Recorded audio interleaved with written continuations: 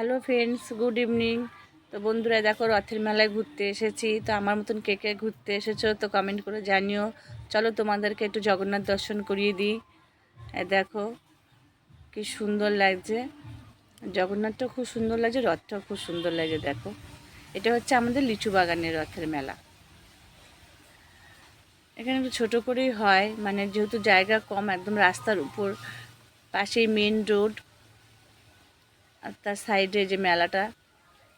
দেখো কি সুন্দর লাগছে জগন্নাথকে। জয় জগন্নাথ। চলো এবার তোমাদের মেলাটা ঘুরিয়ে দেখাই। দেখো, এখানে ভিডিও করা খুব সমস্যা, মানে যেহেতু মেন রোড পাশে, ভয় ভয় করতে হয়, যখন তখন বিপদ ঘটতে পারে। আমার মেয়েকে দেখো, যে দোকানে ঢুকছে সেই দোকানে ওর কিছু না কিছু কিনতে লাগবে, এটা চাই ওটা চাই, বায়না। ছোটোদের মতো এখনও তোরা কিছু জিনিস কিনে নিল নিজেদের মতন।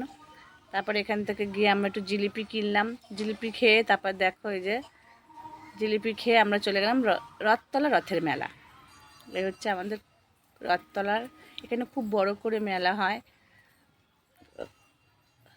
এখানকার মেলা প্রচুর ভিড়। আর দেখো আমার বোনরাও এসেছে এই মেলায়। বোনের মেয়ে ছেলে দেখো, একটা অচেনা মানুষের কোলে উঠছে, মানে তাকে চেনে না যায় না, তাকে ডেকে ডেকে তার কোলে উঠছে। তার দেখো, তাকে ডাকছে তার কোলে উঠবে বলে, সে নিয়ে আদর করে দিয়ে চলে গেছে। হবে না, তার কোলে উঠতেই হবে তাকে।